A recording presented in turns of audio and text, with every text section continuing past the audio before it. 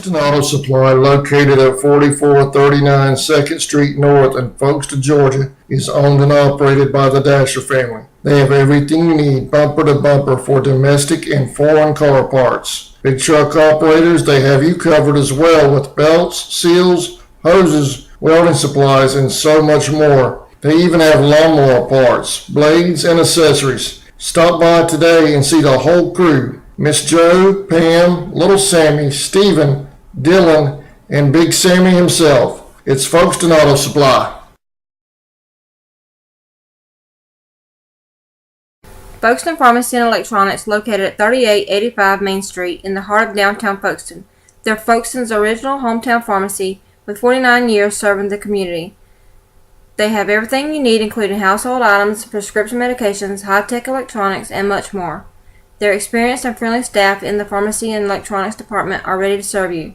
Folkestone Pharmacy and Electronics is a proud sponsor of Charlton Sports. Go Indians!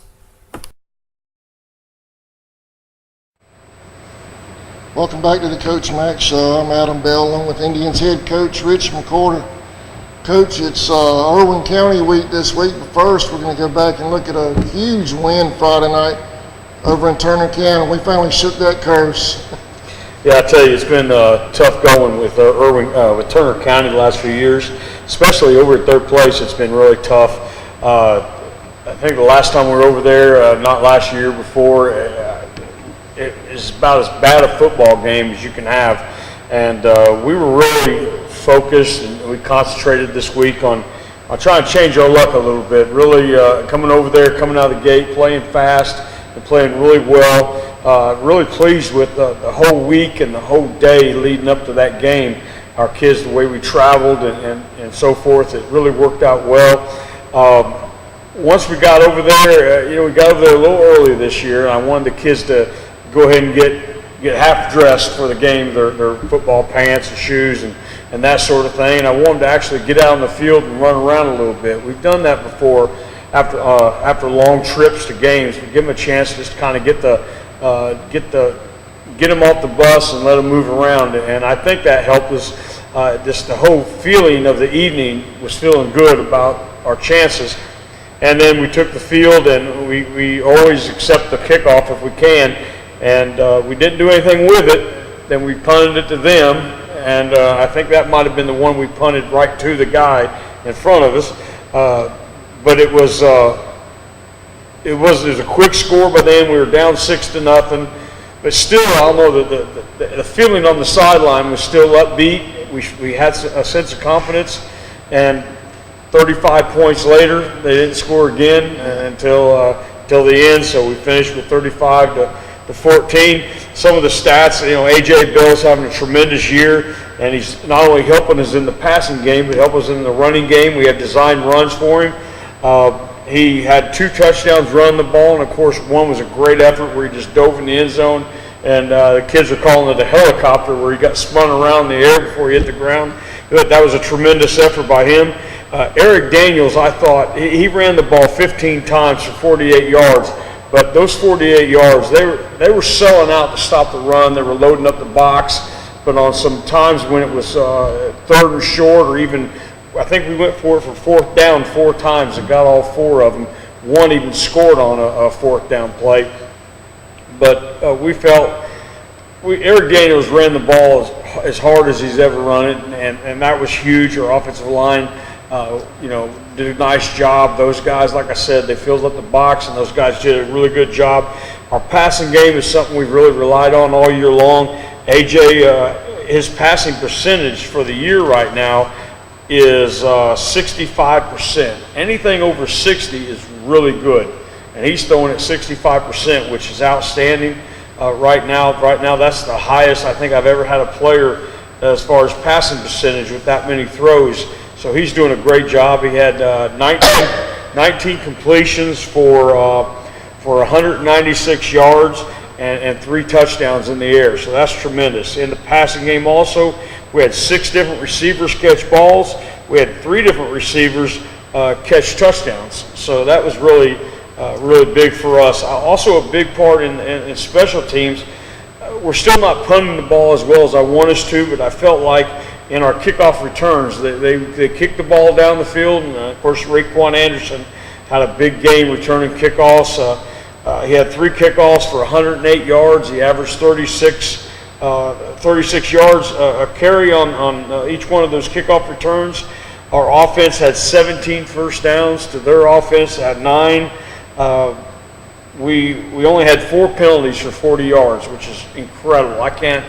I'd be honest with you, I cannot remember the last time a Charlton County football team only had 4 penalties for 40 yards. Turner, they had 10 for 72 yards. And on defense, our leading tackler was Michael Elliott, who also had a quarterback sack. So a really great game all the way around. Some things on special teams we're still trying to improve on, but really proud of the way our kids were able to focus all week long. We had a really good week in the weight room, really good week over here in football practice, and that's what we're trying to do that again for this week. Just everything goes smooth, and the kids be really focused on what we need to do, and hopefully we'll play a whole lot better than we have the last couple of years against Irwin here or there. But again, the Turner County win was huge. It was something we really been talking about with our kids for a couple weeks now. Is we've got to play focused. We've got to play with a lot of energy, and we had some guys. One guy I'd like to mention is Bryce Manning, defensive tackle. I think Bryce had a tremendous game at D-line. The best game I think he's ever had in high school. He's a junior. He's been a 3-year starter so far. I think on the defensive line, Lance, number 66. Lance had a tremendous game on the defensive line. So really proud of the job that those guys have done and getting better. That whole defensive line is the same group that played last year, so they're a year older, a year stronger, and really excited about the job they're doing. And it was great to see just how the kids responded, because Turner, you know better than anybody, Turner the last 3 years hasn't been a pleasant experience going up there. And for this time to get that monkey off their back and do it in such a big way, 35-14, and really that second touchdown Turner got, that was, Yeah, it was towards the end of the game. Yeah. Turner County, the thing, they have a Coach Hood, new head football coach they have. The thing I noticed that they're very well coached, maybe as well coached as I've ever seen a Turner County team be. They did have some great players graduate. They had 2 kids sign with Florida State a year ago. Those are big voids for them. And also, to Coach Hood's credit, I thought they were a very disciplined football team. So we just, it was one of those nights to where it was just our night. It was, everything went our way. Just excellent execution on both sides of the football, and just really, really proud of the job our kids did, and just the way they prepared and the way they played Friday night. We're excited about Friday night. Let's go back and get your comments on some highlights we have here, Coach. This first one sets up the first touchdown. This will be the second half of the Raquan Anderson kickoff return.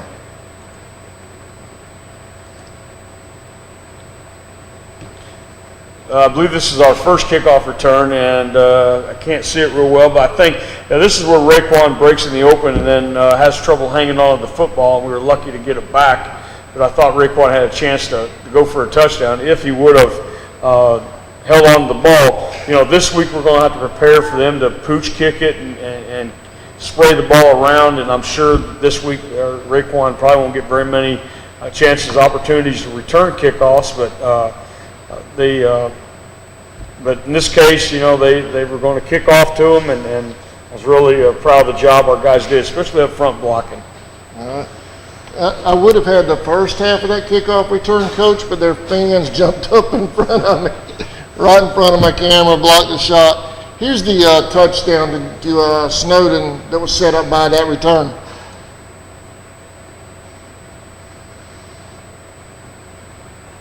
Right here we have twins to that side, and it's a combination route, and of course what we're looking at is AJ's going to read off a defender, and he has an option to go either way with it, and he made the correct read, a very good read, really threw a hard ball into Devin Snowden. Devin's having a great year, senior year. He's having a great senior year, and really really stepped up and done a great job for us. I think it was the last week he had a big catch for a touchdown, I believe. And this week he comes right back the same sort of play and does it again. But very good job by AJ reading, post-snap read the coverage and going to the right guy. This next one, Coach, is the first of two rushing touchdowns for AJ Friday night. Almost from the same distance as the opening score. Got to let it run one time here and see which one it is. Okay, what we have here is just a zone read. It's we're reading the defensive end of the play side and seeing if what kind of look we get post snap. It's a post snap read play, and AJ has the option to either give it and run power off tackle to the right, or take it up the middle, and it really split open for him. He read it really good and made a great decision. And that's the thing with AJ this year. He's making a lot of really good decisions with the football, and this is another one right here. Not only in the passing game, but the run game also. Did a great job on this read. That offensive line, see Aaron Brazeale in that, he may have already pointed out, him just carrying his man completely out of the play on that. Aaron Brazeale is our best offensive lineman right now, and our center. It's a good group, and they're getting better each and every week. This next one is the second touchdown, second quarter.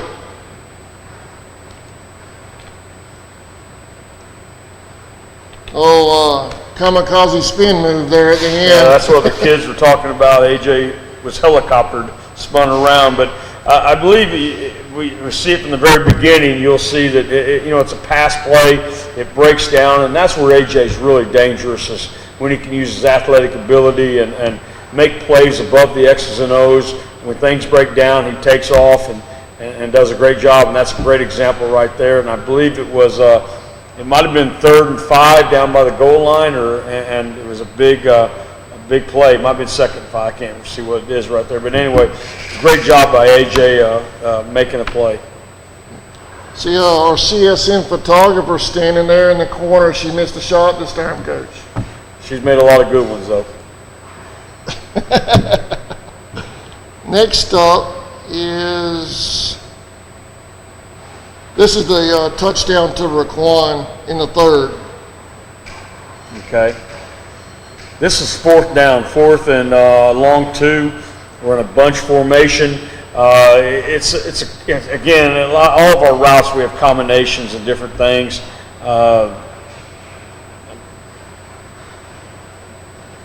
Thought we had an offside. Thought we drew them offsides. What we tried to do. And right here, Raquan just comes out the backside on a shallow route and was able to get it and take it. And of course, Raquan just great athleticism, great speed, great hands.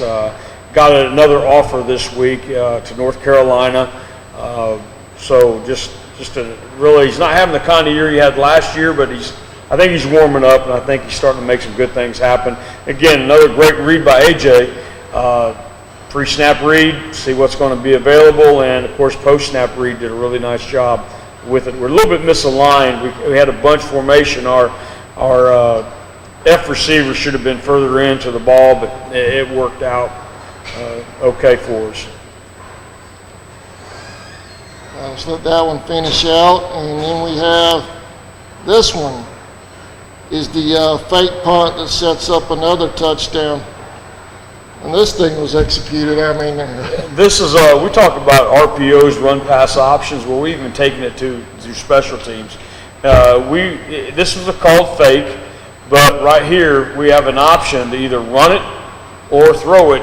And what you had was, you can see right there where the corner had to make a decision whether he was going to continue to drop in coverage or come up and stop the run. So AJ's running right at the guy, and the guy has to make a decision, and then AJ has to make it wrong. And he does a great job right here, runs right at the defensive back. The defensive back comes off, comes out of coverage, comes up on AJ, and AJ just drops it right over to Michael Elliott for a big first down.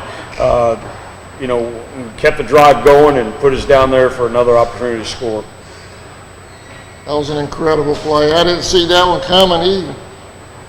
I even thought when the play started that he was going to take off and run, and all of a sudden he pulled up and threw it, and Michael Elliott down there by himself. It's one of those things you practice every day. We have also, I know people watching this, and Irwin County's probably watching it, and we have a lot of different fakes we can do, different things with different people. If they have a heavy rush, there's things we can dump to people, or if they have a light rush, we can also do other things and even snap it to the up back. So there's a lot of different looks we can give people in our punt game, and with AJ back there is a definite weapon we can use. So hopefully there's more things to come down the road with that. This touchdown is the final one that was set up by the fake punt there. Brantley Sloan continues his touchdown streak, Coach. Brantley's a big kid and very intelligent kid. Brantley Sloan, junior wide receiver. We call him tight ends. Actually, we call him a wide receiver in our scheme.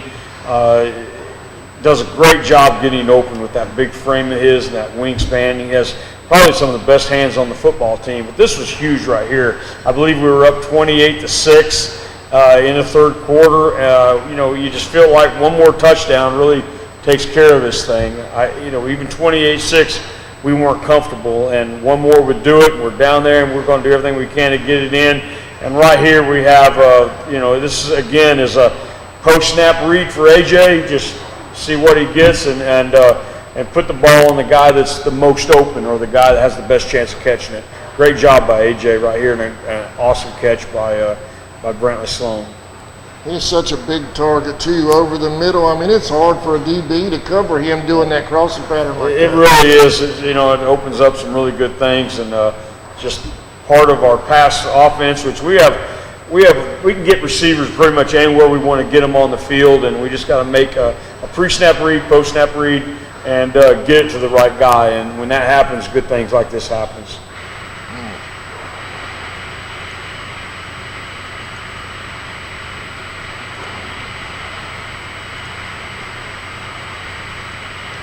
Let that one play out, and then we're back.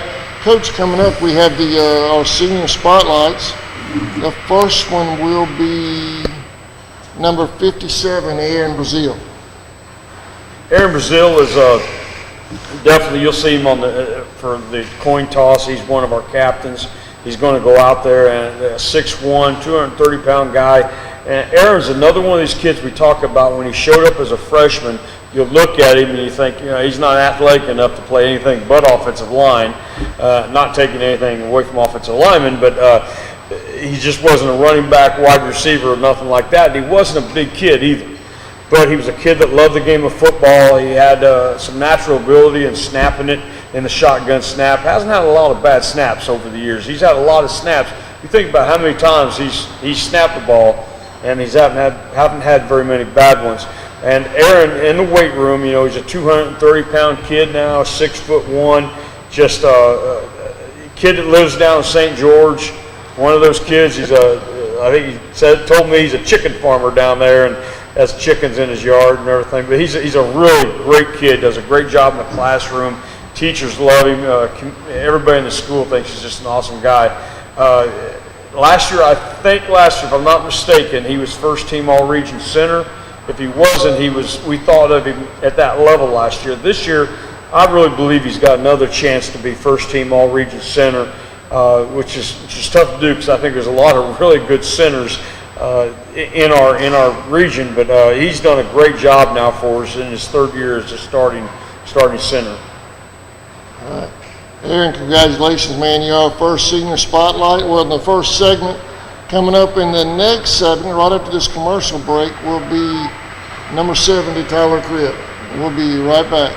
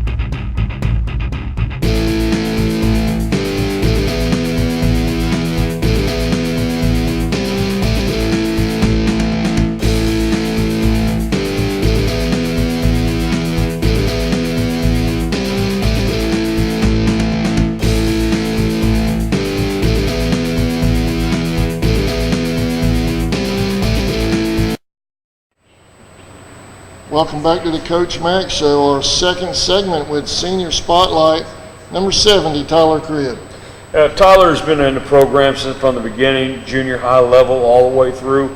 And just like when we talked about Aaron, about a kid who shows up who's not athletic enough to play a lot of other positions, he's an offensive lineman from day one. And, he's 6'1" guy and 200 pounds, but he wasn't that when he showed up. He was probably a 5'7", probably 150, 60 pound kid that couldn't run real fast. But now he's a second-year starter at right offensive tackle, does a solid job for us. Very, very good student, team leader, a guy that really has shown a lot of leadership amongst the offensive line. Our offensive line, we have 4 seniors on it, so there's no shortage of experience up there. And he's really a part of that and does a great job. And I know Coach Murray's going to miss. He's going to miss Tyler Cribb after this year on the offensive line, as well as our other spotlight, Aaron Brazeale. He's going to miss those guys, and he's real lucky. It's very seldom that we'll have 4 seniors up there, but they've done a great job, and they have a lot of experience. Well, I just noticed you may have just mentioned it too. We've done a lot of senior spotlights on offensive linemen, Coach. You're going to have some spaces to fill next season. And that's such an important position. Everybody talks about the quarterbacks, running backs, and the guys who handle the football. But the offensive line, if I had a choice to be great somewhere on offense, I would choose to be great on the offensive line. People say, well, I'd rather be great at quarterback or running back. I want to be good there, don't get me wrong, but if I had one place to be great, I'd want to be great on the offensive line, because you can do so much when you can get the job done up there. Last year, I think we struggled some on the offensive line. We had a lot of inexperience. We broke down a lot of times in different run blocking schemes and pass protection, but I think this year, part of our reason we're having success to this point is because of our offensive line. All right. Coach, let's dive into Irwin County. I mean, we hadn't won that game Friday night 30 minutes, and people are already talking about Irwin County. When you think of Irwin, Lundy obviously comes up to mind right off the bat. Well, Irwin County, you talked about after the game, and I'll share a little something with you. It got to a point in the game, like I said, 28-6. Things were just really going good, and on the headsets, we're still engaged in the game, but it kept coming up a couple times. You'd hear one of our coaches say, hey, listen, we got to fix that before next week. Irwin's going to do this, or Irwin's going to do that. But by the time the end of the game was going on, the coaches on the headsets were already talking about Irwin County. Buddy Noble, a great friend of mine, the head football coach at Irwin County, who is as good as any football coach in the state, in my opinion. His offense is extremely well coached, the wing tee, but it's traditional wing tee, but not so traditional that they don't throw the ball well out of it to twins, or the rollout passing game. Have the ability to run the football, off tackle power, the belly, the down block, the down play, the fullback traps, and so forth. A lot of really, really good stuff. And of course the crisscross play, wing tee guys run that you have to be ready for, especially on third downs and so forth. But Coach Noble is a fantastic man and a great coach. And I tell you one thing, no matter what the talent level of Irwin County is, there's no question they're going to be well coached with Coach Noble and his staff. They're going to bring over here, in my opinion, the best team in Class A. They've got a great shot to win this thing. They've already knocked off Clinch, and they've already knocked off the defending state champions in Macon County, and they did it at Macon County's place. So when you go on the road and play Macon County and defeat them, you're a great football team, and Irwin is a great football team. You start breaking them down and looking at different parts of their team. On offense, you got to start with that offensive line. They have been dominant on the offensive line now as long as I can remember. The quarterback is makes no mistakes. You can watch a ton of film on him, and you just don't see the quarterback make mistakes at all. The running backs, he's got a stable of running backs. You're going to see 4 guys probably. They have maybe the top freshman in the country, number 4, who's a huge running back, who's reminds you of a Herschel Walker, who's got some height, but he's just built huge, almost like a defensive end playing running back, and he's a freshman. They've got all the things you need on the offensive side of the ball, and then the defensive side, you can start with their front guys. The D-line, the linebackers are huge. When you pregame, I've talked to a lot of fans who will like to come during pregame and kind of see us warm up. And I've talked to a few people afterwards, and they say, Coach, during warm-ups, I knew we were in trouble. I mean, you look down there and you see the size of these guys and the way they run, and that's what you're going to see with Irwin County. You're going to see height. You're going to see well-built physical players, and they're going to play that way. The thing I'm selling to our players is let's continue with the great effort. I think all year long we've had great effort, and let's continue that. We haven't talked really about winning and losing all year long. We've talked about great effort, and then we've talked about after that we talked about let's execute well on both sides of the ball. Let's do our job. If we can get enough guys to do our job, every play you ain't gonna get all 11 to play perfectly, but if we can get enough guys on each play to execute well, you have a chance for a good play on offense. Same thing with defense. You have enough guys do their job there, you have a chance to play well on defense, which we have to this point. We've done a really good job on the defensive side of the ball, I thought. A lot of returning players, but we're not real big. You look at us, we don't have a lot of height, we don't have a lot of size, got a couple guys that are, carry a little bit of weight, but that's with Irwin County. You're going to see a physical team that can just grind at you, keep running the off-tackle power play, come back and mix it up with a little bit of counter, a little bit of misdirection, and they're going to keep the football for a long time and really drive it. And if they don't make mistakes, they're a tough football team to keep out of the end zone. I'm excited. I know this is going to be a great atmosphere. We've put together a great season to this point. Irwin has done the same. We're both, sitting there looking at hopefully a playoff spot. And they're going to roll in here with a bunch of fans, and I know we're going to roll in with have a bunch of people here as always, and it's going to be a great environment. And I told our kids, to embrace this environment, embrace this opportunity, because if you look at the schedule, we're moving along in it. We're getting down this schedule, and before we know it, we're going to be down to Lanier County. It's going to be senior night, and we're going to see Tammy Bell on the field crying with AJ the last time, and this next thing, and then we're going to get a shot in the playoffs. I think, if we can pick up some more wins before the end of the season, and so we need to take this opportunity in front of this great environment and play our hardest, play our best we can, play with great effort, play until the game's over, and just hopefully we've hung with a great football team, because there's no shame in there's no shame in losing. The shame comes in lack of effort. If we give a great effort in a situation like this, we're going to walk off the field and say, we still have a good football team. Even though we may have come up short, we got a chance to win some more football games and get this team into the playoffs. And that's really what we intended to do this year, was to have a winning season, give ourselves a chance to win each week, and hopefully advance into the playoffs. And we can do all those things irregardless of what happens. But I'm not going to sit here and tell you we're going to lose, because that's not our intentions. But our intentions are to go out and give a great effort to an extremely well-coached, well-disciplined football team. And it's going to be a great environment. Hopefully we have everybody come out and support the Charlton County Indians, not so much the Irwin Indians, but the Charlton County Indians, and hopefully anybody in this area.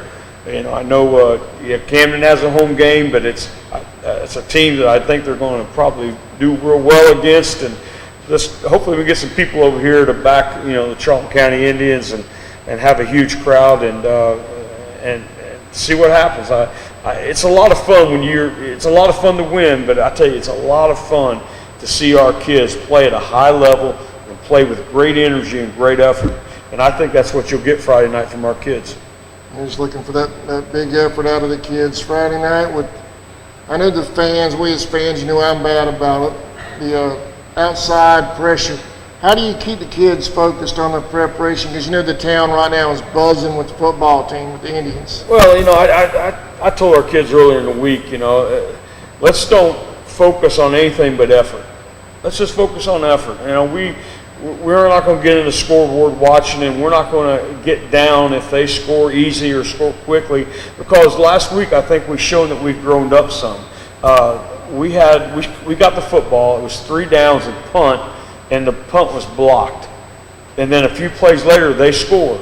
We're down 6-0, and within 6-7 plays, nothing good has happened for us. But I'll tell you, our focus, our attitude, nothing at all changed. Nothing at all changed on the sideline and with the players, and nobody panicked. And that right there showed me that our football team is starting to grow up and mature a little bit. And so Friday night I told them, I said, listen, don't worry about the things we can't control. Don't worry about what just happened. Let's control the here and now, and let's control our effort and our attitude, go out and play some good football. Because at the end of the thing, win or lose, we're going to look at the film on Monday. And to be honest with you, after we looked at the film against Atkinson County, the players will tell you, they almost felt like we lost the game the way we were coaching them up in the film room. And this week it was like, hey, we were pointing out great effort plays, great technique, just good plays, and that sort of stuff. And that's what we hope to see a week from Monday is a film that showed tremendous effort, tremendous attitude by the players, and just getting after it on the football field, playing the game the way it's supposed to be played. And I'll tell you, I'm excited about playing Irwin County, and I think our kids are too. You want to play the best. There's no question that in the rankings right now, I don't know, I haven't looked at rankings, I don't look at rankings, but without a doubt, if you look at the AJC rankings or the Max Prep rankings, Irwin County is number 1. There's no question, and they should be number 1. That's who you want to play. You got a chance to play those people on your field and give a great effort and take a shot at them. That's what you want to do, and we're excited about that. Hey, we walk off the field and we come up short, we got a bye week. We're going to correct some things and get better, and then get ready to travel to Wilcox the week after and try again there. But I think you're going to see a Charlton County football team that's going to give you a great effort. And anybody that knows high school football, and especially anybody who knows our kids, will appreciate that. And that's the key that I wanted to know. The people that count, your coaches, your parents, your friends, your family, they're going to appreciate a great effort. And that's all they expect from you. And we tell our kids, there's all kinds of sayings we have, but one is, all we want is all you got. When you do that, we will live with the result. And we have no choice but to. And I think that's what you'll get this week, is a great effort from our kids against a great, well-coached football team. And we're excited for it. We're excited to get out there and play football again. It's just a matter of normalcy around here and execution Friday night. Yeah, there's no pressure on us. I mean, we finished 3-7 last year. We weren't a very good football team last year. We're playing pretty good football right now. We're 4-0, and we're excited. The kids are having fun playing the game. We're having fun coaching the kids. The community is back behind the program and so forth. The pressure's not really on us. The only thing we're wanting to do is, like I said, I kept saying, I know I've said probably 30 times already, we just want great effort. We get great effort, we'll be happy with what happens and move on to the next one. I know Friday night, Irwin County, they resemble us a lot in the fan support.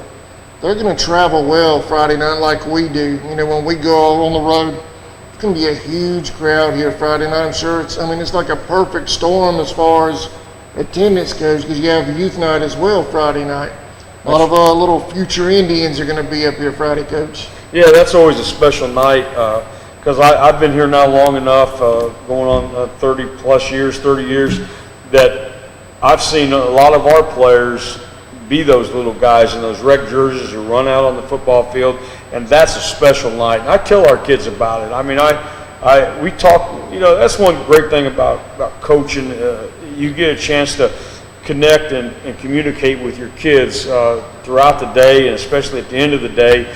And the thing that I've talked to them about is, how many of you guys remember the night you got to run through the sign and you got to line up and have the big Indians come through and shake your hand and all that kind of stuff? And then now here, you're the guy. You're the guy that's running through the sign in front of them. You're the guy that's shaking their hand before the game and that sort of thing.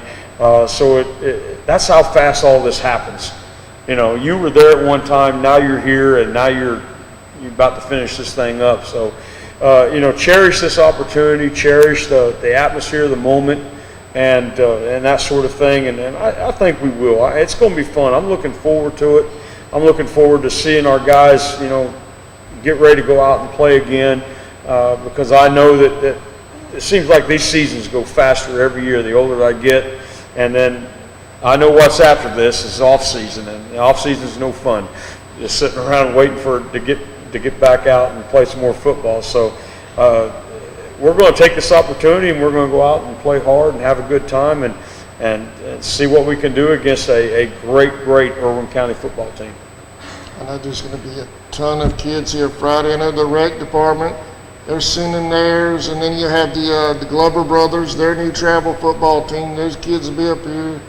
Dance teams, cheerleaders. I mean, it's going to be a lot of fun. Yeah, you got to keep your eyes open. You get taken out that night. I mean, when all these kids are around and they run, it's a lot of fun, and it's funny to see, our team run through the sign and then come to the sidelines, but it don't end there. Now you're going to see 50, 60 kids about waist high come sprinting through there, about to take you out. But it's a lot of fun, and the energy is tremendous. And then along the fence row, you're going to see a pile of proud mamas with their phones and cameras out there to take pictures. And it's not just football kids. You're going to see a lot of little cheerleaders and little chicks with sticks. I don't know what you call them, chicks with sticks that twirl them and things like that. You're going to see some of them, future of them, and what have you. So it's a fun night all the way around. And like I said, we want to cap it off with just a lot of energy and a great effort. We can get that, it'll be a great night. Is that something that when you came here that you started, or has rec night been going on here before that? I'm sure it was going on before that. I can always just remember it being. I don't know. I couldn't tell you when it started or who started it, but I can never remember us not having rec night. It's always. I tell you, people always ask me, why is homecoming when it is? Really what I do is I take our schedule and I start at the bottom. The last home game is always senior night. And then the next home game is always homecoming. And then usually the next home game is always rec night. So we just start from the bottom and we get those in place. So that's how come we play, when we do, who we do, and that sort of thing, and what we recognize. And it's a big night. We get done with this night, we have open week, and we hit the road, we come back, and then we have big homecoming celebration in Charlton County, and homecoming's a big deal here. So we got some great things coming up. We've got B Team. If you looked on Facebook or maybe on your site, you might have saw the revised B Team schedule. B Team this week, we're going to West Nassau, just 20-some miles down the road. Hopefully we'll have some people show up for that. I know our junior high played in Callahan tonight. I'm not sure what the outcome of that is, but next Tuesday, a week from the day, our junior high will finish the season right here at home in the swamp against Camden County. So hopefully we'll have a big crowd to end the junior high football season there. But again, Thursday night down in West Nassau, down in Callahan, and Friday night right here in the swamp, and have a great evening there. All right, Coach. Fundraisers, lockers as usual. Anything else going on? We just had a quarterback club meeting. Yeah, we just had a quarterback club meeting. At the home game, you're going to see there'll be some T-shirts and an opportunity to join the quarterback club. You'll get one of these nice hats that you got on. It's a $50 to join the quarterback club. That money goes right back into the kids.